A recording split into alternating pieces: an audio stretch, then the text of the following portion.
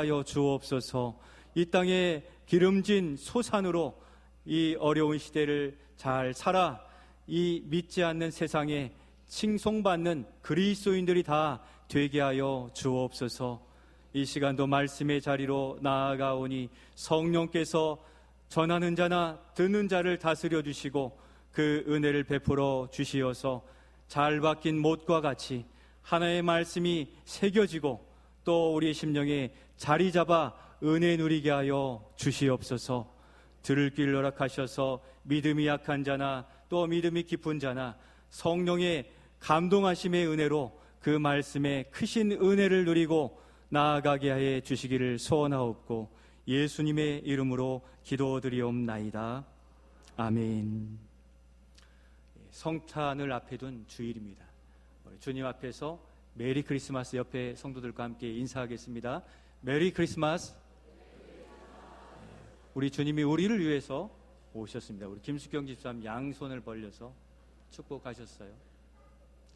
단순한 축복이지만 믿는 자의 축복은 고백한 대로 되는 줄로 믿습니다. 우리의 믿음을 들으시기 때문입니다.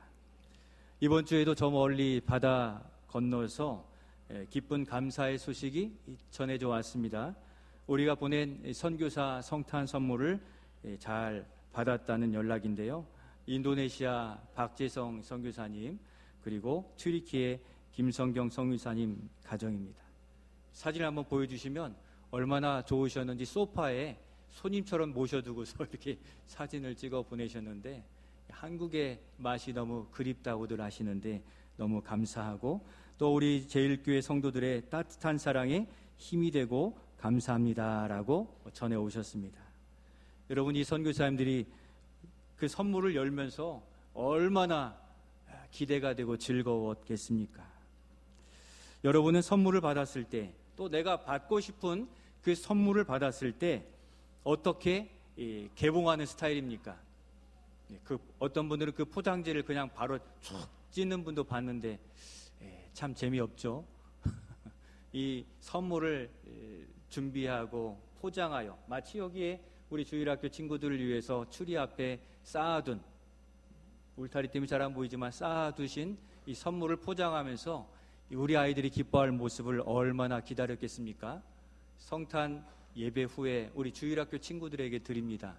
이 소식을 들은 친구들은 그날 꼭 나오셔서 선물 받아가시기를 바랍니다.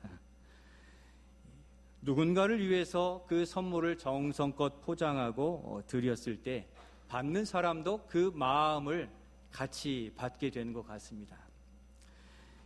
요즘 젊은이는 언박싱 한다고 그래요.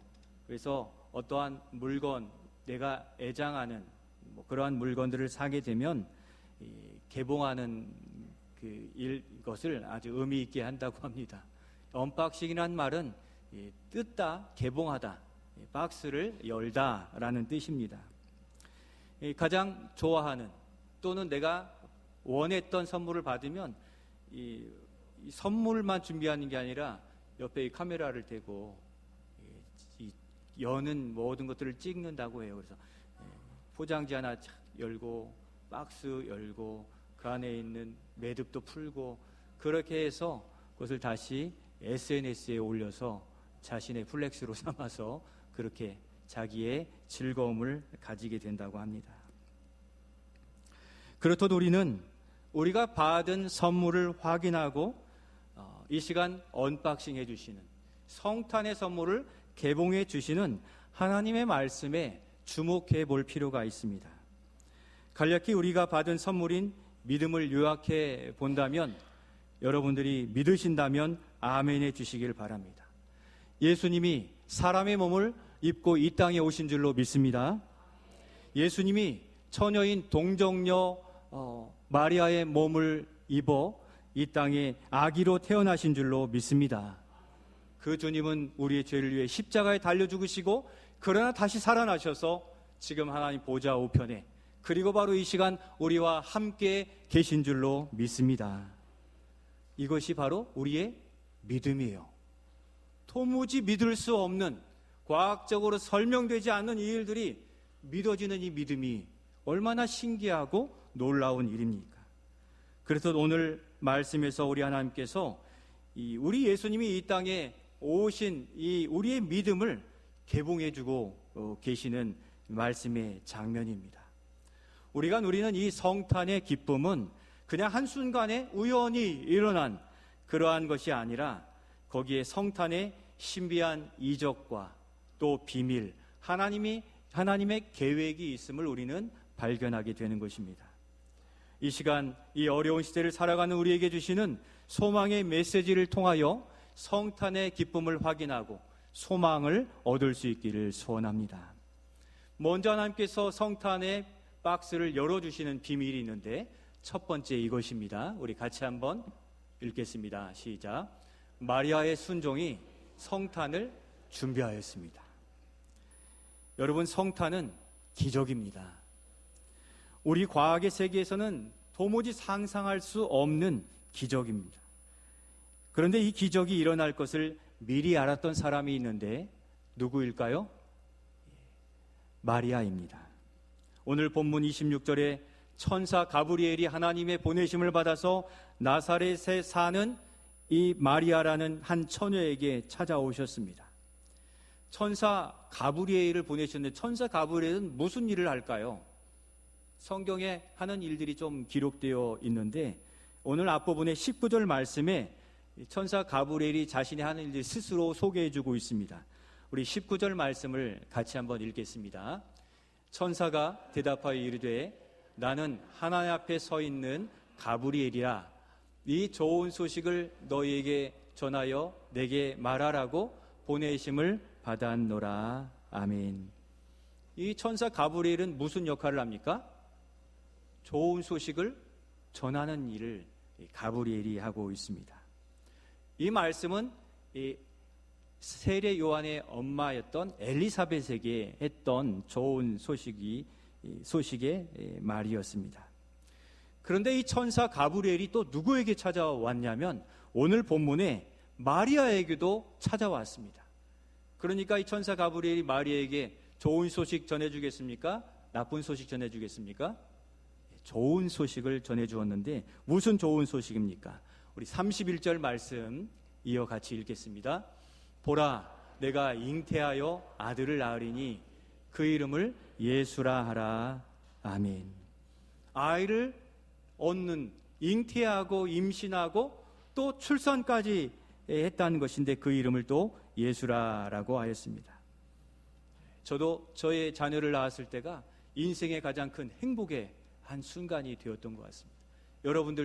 여러분들이 이 땅에 태어났을 때는 내가 행복한 사람인지 모르지만 자녀를 낳아보니 어떻습니까? 또 부모님을 바라보니 이 태어날 때가 가장 큰 기쁘고 복된 날들이 되었습니다. 우리의 입장에서만 마리아를 보게 되면 아기를 출산하니 복된 소식으로 보여집니다. 그런데 이 마리아에게는 이 아이를 낳은 이 소식이 청천벽력과 같은 어려운 소식이 되었습니다. 왜입니까? 마리아는 아직 결혼한 사람이 아니었어요. 이제 막 건실한 청년이었던 이 요셉과 이 약혼식을 하고 나서 이렇게 교제 중에 있는 사람이었던 것입니다. 아직 결혼 전이고 처녀가 아기를 낳는다는 것은 그 당시의 사회 관례상 이건 돌에 맞아 죽을 일이었습니다. 이 소식이 전해지는 순간 그 가문과 또 그 자신도 살아남지 못할 만큼 수치로 받아들일 수밖에 없었습니다. 그런데 이 가브리엘 천사가 나타나서 좋은 소식을 전하겠다고 하니 얼마나 당황스럽고 두렵고 또 어려움이 가득했겠습니까?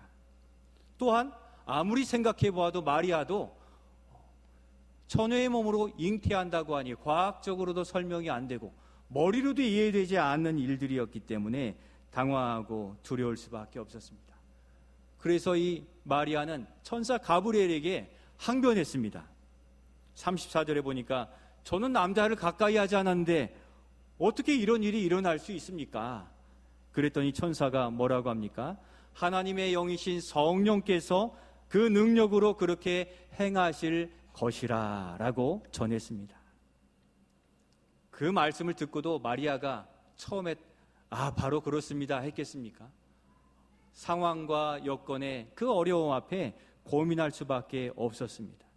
그럼에도 이 마리아, 인간적으로는 당황스럽고 당황하고 이 두려운 말씀 앞에 고민하고 기도한 후 어떻게 했습니까? 우리가 성탄을 맞이하게 된 비밀이 38절 말씀에 있는데 38절 말씀 같이 한번 읽겠습니다. 마리아가 이르되 주의 여정이오니 말씀대로 내게 이루어지이다 하매 천사가 떠나가니라. 아멘. 예수님이 이 땅에 사람의 몸을 입고 오실 수 있었던 것은 누구의 순종 때문입니까? 마리아의 순종 때문에 예수님이 이 땅에 오시게 된 것입니다. 마리아는 이게 무슨 일인가, 왜 나인가 고민되었고 두려움이 있었지만 성령을 통해 말씀하심을 믿었고 그 말씀에 순종하였습니다. 성령 하나님께서 다 뒷일도 처리해 주실 것을 믿고 아멘하게 되었던 것입니다. 이만한 믿음의 용기와 결단이 쉬웠겠습니까? 이것은 성령께서 마리아에게 용기 있는 믿음을 주셨기 때문에 가능했던 줄로 믿습니다. 우리의 신앙생활은 사람의 힘으로 아멘할 수 없는 겁니다. 그럼에도 불구하고 어렵고 안 되고 어려운 일들이 아멘으로 주님 앞에 나올 수 있는 것은 살아계신 주님이 성령을 통해 우리와 늘 함께하고 계심을 믿으실 수 있기를 소원합니다. 바로 그 순종이 우리의 위대한 성탄을 맞게 하는 은혜를 우리에게 선물로 얻게 한 것입니다. 성도 여러분, 하나님께서 우리에게 말씀하실 때 때로 이해가 되지 않고 또 상황에 맞지 않고 상황은 더 안 좋아지는 것이 눈에 뻔하더라도 성령께서 주시는 말씀이라면 순종하는 우리 모두가 되실 수 있기를 소원합니다. 왜냐하면 우리의 지혜와 지식으로는 지금은 이해가 되지 않기 때문입니다. 그런 일들이 많음에도 거기에는 하나님의 뜻이 있고 또 그것을 이루셨을 때에는 내가 살고 우리 가정이 살고 교회가 사는 하나님의 놀라운 기적이 나타나게 됨을 믿으실 수 있기를 소원합니다. 여러분, 그러면 왜 처녀야만 됩니까?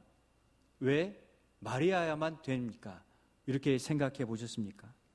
먼저 처녀야만 되는 이유가 있습니다. 아담과 하와 이후의 모든 인류는 죄의 씨를 가지고 태어난 모든 인류는 죄인이라는 것입니다. 예수님이 만약 인간의 혈통적 출생을 하셨더라면 예수님도 죄인으로 출생할 수밖에 없으셨다는 것입니다. 그러면 우리의 죄를 누가 대신 질 수 있습니까? 여러분, 죄인이 죄인의 죄를 짊어질 수 있습니까? 없는 거죠. 죄 없는 사람만이 죄인의 죄를 짊어질 수 있게 된다는 것입니다. 그래서 처녀인 마리아의 몸을 빌어서 사람의 씨가 아니라 성령의 잉태하심으로 예수님은 죄 없이 사람의 몸을 입고 태어나셔야만 됐고, 하나님은 그러한 계획 속에 죄 없으신 예수님으로 이 땅에 출생하게 하신 것입니다. 그래서 예수님은 우리의 죄를 짊어지시고 십자가에 달려 우리의 죄를 다 전가받으시고 십자가에 죽으시며 우리의 형벌을 다 받으시고 우리는 죄 없다, 죄를 사해 주시는 이 놀라운 하나님의 계획을 이루시게 되었던 것입니다. 이렇게 태어나셔야만 하는 확실한 이유가 있었기 때문에 하나님은 마리아에게 천사를 보내었고 마리아의 순종으로 죄 없으신 예수님이 이 땅에 성탄에 오신 통로로 그가 쓰임받게 된 것입니다. 사랑하는 성도 여러분, 하나님은 이 시대를 사는 우리에게도 때로 이해가 안 되는 순종을 요구하실 때가 있습니다. 당장엔 이해가 안 되고 두렵고 걱정되고 괴롭고 힘든 결정을 내려야 하지만 하나님의 주권을 의지하여 순종하는 우리 모두가 되시기를 소원합니다. 왜 그렇습니까? 순종한 자의 뒷일은 하나님께서 책임져 주시기 때문입니다. 하나님의 때가 되면 그 놀라운 역사와 비밀은 펼쳐져서 그때 다시 아멘으로 감사하는 우리가 될 줄로 믿습니다. 그러면 두 번째로 마리아의 순종 속에서 우리가 붙들어야 될 은혜의 교훈이 있습니다. 두 번째 우리 같이 한번 읽겠습니다. 시작. 말씀에는 능력이 있으며 순종이 능력입니다. 여러분, 마리아가 순종할 수 있었던 것은 하나님이 보내신 천사의 메시지를 듣고 믿었기 때문입니다. 어떤 메시지를 천사가 전해 주었습니까? 우리 오늘 본문 37절 말씀 같이 읽겠습니다. 대저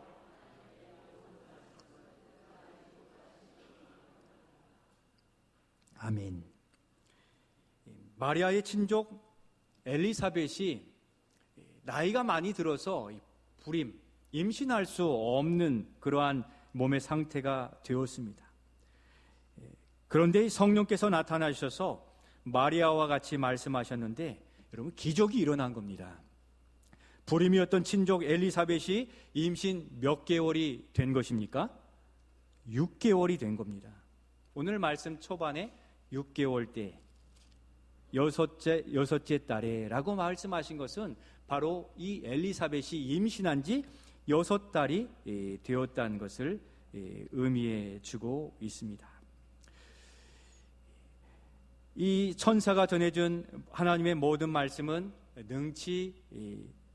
능하지 못하심이 없느니라 하심이 바로 엘리사벳을 통하여 나타나게 되었고, 천사를 통해 들은 이 불임이 임신되었다는 소식 앞에 마리아는 믿음의 확신을 가질 수 있게 되었다는 것입니다. 천사는 36절에 엘리사벳이 늙어서 그렇게 임신하지 못했던 사실을 보여주고 있는데, 한 번 더 넘겨주시면 이렇게 본래 임신하지 못한 자였는데 임신하였다라고 기록해주고 있습니다. 마리아는 이 친족의 놀라운 기적의 역사를 듣는 순간 이것은 하나님의 능력인 것을 확신할 수 있게 된 것입니다. 이 엘리사벳이 임신하여 예수님보다 6개월 먼저 출생하게 되는데 그 아이가 나중에 보면 누구입니까? 맞습니다. 세례 요한이에요.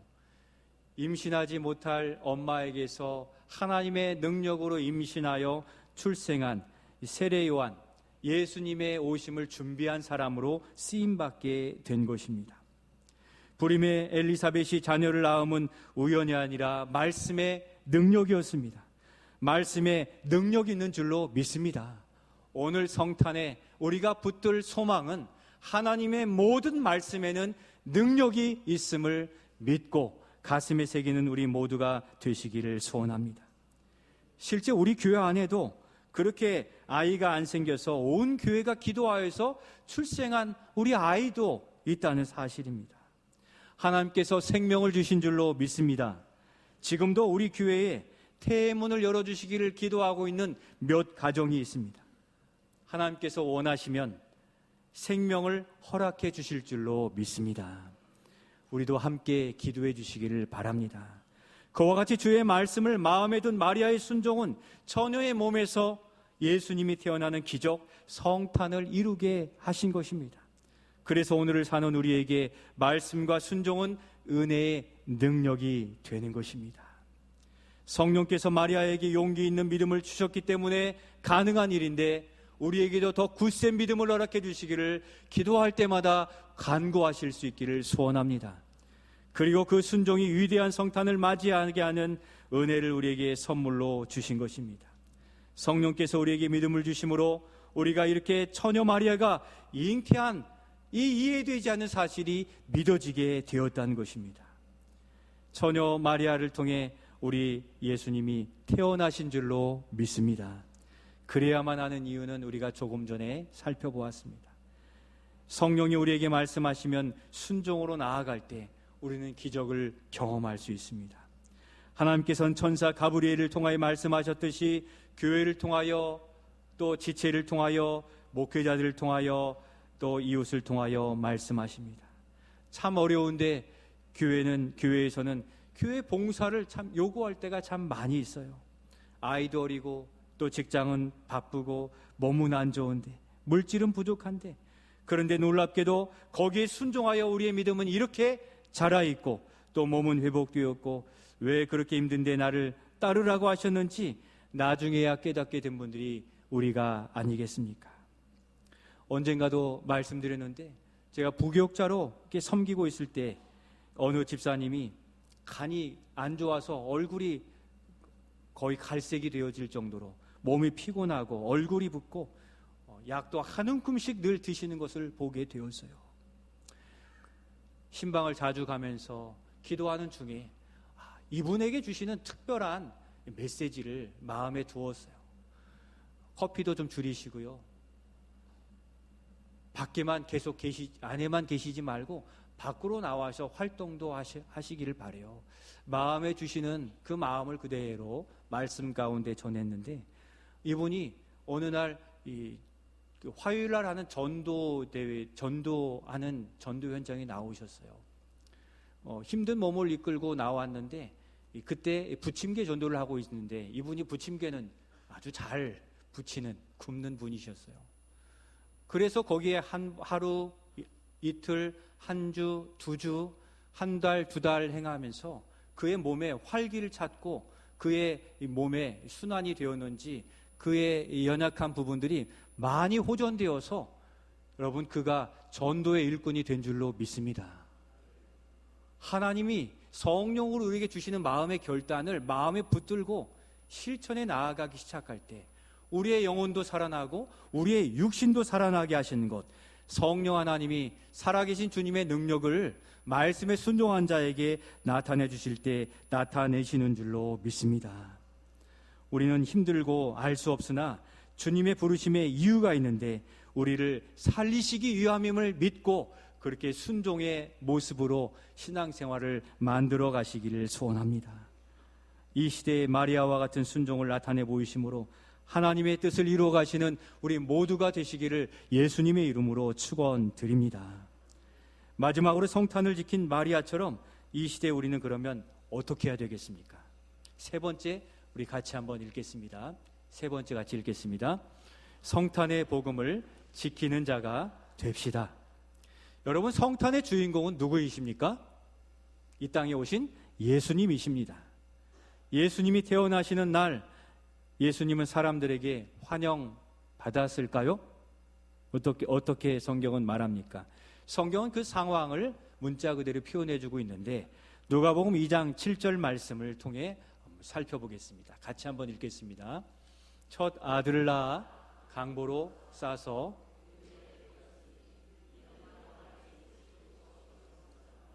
이는 여관에 있을 곳이 없어요. 강보에 쌓여 있다는 건 얼마나 어린 아기입니까? 이제 태어난 아기가 누울 곳이 없었다는 거예요. 어느 누구도 왕으로 오신 예수님에게 관심이 없고 또 갓 태어난 아기 예수님이 머무르실 방도 얻을 수 없었다는 겁니다. 그날 밤 세상은 바쁘고 또 즐기느라 예수님의 탄생 복된 소식에는 관심이 없었습니다. 그런데 오늘 우리 시대에도 성탄에 오신 예수님께는 관심이 없는 그러한 시대가 되어 가고 있는 것입니다. 우리도 성탄이 나에게 즐거운 날로 그치고 있지 않은지 돌아보시기를 바랍니다. 천사를 보내 주님의 탄생을 준비하게 하시고 마리아는 주님의 탄생을 지켜내셨듯이 이 시대에 우리는 이 복된 성탄을 지켜내야 될 사명이 있는 줄로 믿습니다. 성탄이란 이름은 즐거움이고 또 공휴일이고 또 해피 크리스마스로 노는 날이 되어가고 있습니다. 그러나 성탄의 의미를 다시 지키고 회복하고 나타낼 것은 바로 그 성탄을 통해 생명을 얻은 여기 있는 우리들이기에 성탄을 성탄되게 지켜가는 우리 모두가 되실 수 있기를 소원합니다. 우리는 이 시대에 복된 성탄을 지켜내야 됩니다. 왜입니까? 복된 성탄의 소식은 온 세상이 들어야만 되는 생명의 소식이기 때문입니다. 단순한 즐거움을 넘어 영원한 즐거움을 누릴 수 있는 생명을 누리는 복된 날이 복된 소식이 되기 때문인데 어두움에 묻혀 어둠에 더 이상 헤매이지 않게 하기 위해서인 것입니다. 또한 성탄의 주인공이 예수님이시기에 주님께 이 날을 돌려드려야 되는 것이죠. 그래서 우리는 24일 성탄 전야밤에 바쁘고 힘들고 어려워도 그날을 기억하여서 기념하고 또 발표를 준비하고 또 함께 교제하고자 하는 겁니다. 우리 믿는 자들이 이 날을 귀하게 복되게 지내면서 이 복된 소식을 세상에 전하는 복된 걸음이 되어야 될 줄로 믿습니다. 그러면 마리아는 성탄을 지켜냈다면 우리는 이 시대에 무엇을 지켜내야만 됩니까? 이제 우리는 더 나아가 이 땅에 오신 예수님께서 우리에게 주신 선물을 잘 가꾸고 지켜 나아가야만 되는 것입니다. 여러분, 예수님이 이 땅에 오셔서 이 땅에서 가장 귀하고 또 집중하여 감당하신 일이 무엇입니까? 그것은 바로 핏값으로 교회를 세우시는 일들을, 이 일을 가장 귀하게 여겨 주셨습니다. 주님이 사랑하시는 교회가 이 땅에 오셔서 행하신 귀한 일인데, 교회는 무엇입니까? 예수 그리스도를 나의 구주로 고백하는 사람들의 모임인 것이에요. 우리가 교회고 여기 모인 우리 모든 성도들이 교회가 되는 것입니다. 특별히 이 시대상을 바라볼 때 우리는 다음 세대, 젊은 세대들이 누릴 수 있는 교회를 바르게 세워가야만 되는 것입니다. 한국교회는 1980년대로부터 2000년, 길게는 2000년 초반까지 교회 성장의 꿀맛을 보고 지켜내었습니다. 그러나 우리에게 주신 주님의 선물인 교회는 오늘날 어떻게 되어가고 있습니까? 한국교회는 1000만, 2000만을 자랑스럽게 얘기했지만 지금은 800만, 600만, 심지어 400만이라는 이러한 이야기들도 돌고 있고 전 세계적으로 이러한 복음의 불모지로 변해가고 있음을 보게 됩니다. 기성세대가 누리던 기쁨을 우리 젊은 세대가 누리지 못하고 있다는 한국교회의 신음소리가 이곳저곳에서 들려지고 있는 때입니다. 그 꿀맛 뒤에 보인 서로 다투고 계산적이고 부도덕하고 또 비윤리적인 편리 추구의 기복적인 신앙, 변질된 모습을 사회와 우리의 다음 세대에게 보여왔기 때문입니다. 그렇게 하고 우리가 이만큼 해놓았으니 잘해야 한다라고 말할 수 없는 것입니다. 이제는 통하지 않는 시대가 되어버린 것입니다. 이제는 내어주고 다시 꺼져가는 불씨를 살리는 것이 우리의 시대적 사명인 줄로 믿습니다. 젊은 세대가 우리가 겪지 못한 신앙의 문제, 취업의 문제, 직장의 문제, 결혼 문제, 출산 문제 등 어려운 시대를 살아가고 있다는 것입니다. 우리 다음 세대 젊은이들이 성령의 불이신 하나님 앞에 나올 수 있도록 우리는 도와주고 배려하고 이끌어 주어야 되는 겁니다. 저는 이런 상황은 한국교회뿐 아니라 우리 교회도 마찬가지이며 눈물이 납니다. 조금만 생각해 보면 금방 무엇 해야 할지를 우리는 알아차릴 수 있는데, 우리가 누린 예배의 은혜와 즐거움을 회복하기 위해 변화한 세대에 사는 우리 젊은이들에게 이들의 예배 문화와 또 예배의 자리를 찾아주고 만들어줘야 되겠다는 마음의 결심을 주셨습니다. 성도 여러분, 어떤 음식을 좋아하십니까? 어떤 음식 좋아하세요? 된장찌개, 김치찌개, 순두부찌개 좋아하시죠? 제가 좋아하는 것만 말씀드렸습니다. 그러면 우리 젊은 세대 무엇 좋아합니까? 스파게티, 피자, 파스타, 햄버거예요. 모두 건강을 위해서 먹는 것은 동일한데 먹는 좋아하는 스타일과 음식이 달라요. 여러분, 어떤 활동을 좋아하십니까? 장기도 두시고 바둑도 두시고 테니스도 칩니다. 우리 젊은이들은 요즘 뭐하고 놉니까? 게임하고 인스타그램, 또 페이스북, 또 카톡, 그런 SNS, 우리가 누리는 즐거움을 거기서 다 누리고 있어요. 즐거움은 같은데 모양이 다른 거죠. 문화가 다른 거죠. 어떤 찬양 좋아하십니까? 옛날 찬양 좋아해요. 그런데 오늘 젊은이들은 은혜와 영성이 있는 오늘날의 새 찬양들을 즐겨 부르고 그 찬양의 은혜를 누리고 있습니다. 그렇다면 우리에게도 그와 같은 예배와 찬양, 또 신앙 활동이 필요하다는 거예요. 우리 젊은이들은 또 젊은이들이 먹는 파스타 스타일에, 우리가 먹는 된장 스타일에, 생각해보면 우리는 어떠한 예배 문화가 이 시대에 또 자리 잡고 있는지를 고민해 볼 필요가 있다는 겁니다. 건강을 지켜내기 위해 음식을 먹는 것은 동일한데 세대마다 선호하는 음식이 많이 달라져 있다는 거죠. 먹는 음식 종류가 다를 뿐 건강을 지키는 것은 동일한 거예요. 우리의 예배와 신앙활동도 그런 부분들이 많이 있습니다. 우리 젊은이들에게 우리가 우리 교회의 건강을 지켜내기 위해 젊은이들의 예배 문화와 예배 공간과 예배 시간을 만들어주는 것은 우리 시대의 교회적 사명인 줄로 믿습니다. 우리가 된장 좋아한다고 된장만이 아닌 것이죠. 우리도 파스타를 먹을 수 있어야 되고, 같은 문화 안에서 다르다면 또 다른 테이블을 마련해 줄 수도 있어야 되는 것이, 그것이 바로 서로가 함께 세워져가는 교회 공동체의 모습이라 볼 수 있는 것입니다. 나 때는 그렇게 했으니 그렇게 하라는 것이 여러분 저에게도 되지 않는 부분이 있고 다음 세대에게도 다른 부분이 있는데, 그렇게 하기보다 이 시대를 돌파하는 청년 다윗의 열정을 나타내고 드리는 헌신하는 이전의 생각을 넘어서는 이들이 꿈꾸는 예배를 만들어주고 응원해야 될 줄로 믿습니다. 그래서 내년 우리 교회는 11시 이 예배를 일부 예배로, 그리고 11시 예배 주일학교들이 같이 예배를 드리고 부모 세대가 예배 드릴 수 있도록 교육과 예배가 함께 갈 수 있도록 11시 주일학교에도 예배를 드릴 것입니다. 그리고 그 주일학교에 봉사한 교사들과 거기에 있는 젊은이들이 2부 예배에 청년 젊은이 예배로서 2시에 신설하여 드리도록 할 것입니다.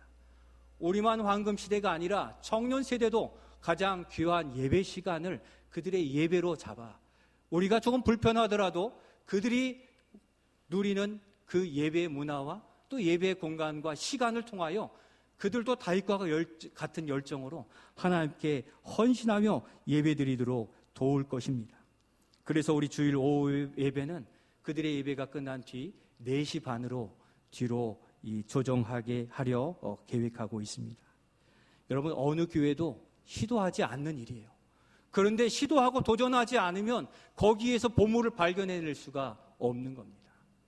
우리 주일학교 아이들이 어리다고 가장 저 바깥에 있는 시간들을 할애할 수 없기에 우리와 같은 귀한 시간들을 할애하고자 하는 것인데, 여러분 불편함이 생길 수밖에 없습니다. 그렇지만 이 도전으로부터 주님의 역사는 나타나게 될 줄로 믿습니다. 이전에 경험하지 못했던 또 다른 영광을 우리 제일교회를 통해 허락해 주실 줄로 믿는 것입니다. 기존 성도들이 집에 갔다가 다시 오셔서 예배하고 시간적 변화에 불편함이 있을 수 있습니다. 지난주 청년 임원들과 이 예배를 같이 이야기하면서 그들이 꿈을 꾸는 것을 보게 되었어요. 그들이 준비하여 그들이 헌신하고 그들이 공감하며 함께 예배할 수 있는 일들에 부족하지만 준비하겠다는 것입니다. 또 교회가 배려해 줌이 너무도 감사하다는 거예요. 그러나 두려움도 있다고 그래요. 실제 그들이 모이는 수를 보면 너무도 적게 모이게 될 것입니다. 그러나 모이는 수는 적구만 하는 그런 것보다 여러분 3년 뒤, 5년 뒤 우리 교회가 젊은이들로 채워질 하나님의 역사를 바라보고 응원해 주시기를 소원합니다. 늘 말씀드리지만 우리의 자녀들은 한 사람이 한 가정을 이루게 되는 겁니다. 한 사람이 한 민족을 이루게 되는 한 사람이 아닌 것이에요. 한 다음 세대가 세워지면 우리 교회는 갑절 아니 그 큰 이상의 영광을 바라볼 수 있게 되는 것입니다. 주님의 마음이 필요합니다. 우리의 다음 세대 젊은이들이 일어설 수 있다면 오후 예배를 늦게 드려도 감당하고 나아감이 주님의 마음인 줄로 믿습니다. 마리아의 순종으로 교회를 지키고 세워가는 우리 교회가 되실 수 있기를 소원합니다. 다음 세대 젊은 세대가 일어나면 우리는 하나님의 영광이 가득한 우리의 제일교회, 다시 회복하여 복음으로 도약하는 우리 교회를 보게 될 줄로 믿습니다. 사랑하는 성도 여러분, 말씀을 마치려고 합니다. 성도 여러분, 기적이 필요하십니까? 또 하나님의 역사를 보기 원하십니까? 무엇을 붙들고 믿고 순종하면 됩니까? 한번 따라해 주십시오. 하나님의 말씀입니다. 하나님의 말씀에는 능력이 있습니다. 우리는 이 성탄에 오신 예수님이 주시는 이 사명을 지켜내므로 우리는 하나님의 위대한 일을 행하게 되고 복된 인생, 복된 삶을 살아가게 되는 것입니다. 왜 나만 힘들고 어려운지 많이 힘드시죠. 오늘 우리에게 소망으로 주시기에 나의 믿음을 말씀을 붙든 가운데 지키시고 도전해 가시길 바랍니다. 그리고 교회를 세워가라는 시대적인 이 명령 속에서 저는 오늘도 근대선교의 아버지라 불리는 윌리엄 캐리의 비전을 꿈꾸고 있습니다. 같은 꿈을 꾸고 그렇게 나아가길 바라시면서 앞에 나와 있는 윌리엄 캐리의 삶의 모토, 우리 같이 한번 큰 목소리로 소망하고 도전한 마음으로 같이 읽겠습니다. 시작. 하나님을 위해 위대한 일을 기대하라. 하나님을 위해 위대한 일을 시도하라. 아멘. 복된 성탄 소식은 온 세상이 들어야만 하는 생명의 소식입니다. 순종으로 하나님의 역사를 이룬 마리아처럼 우리도 말씀의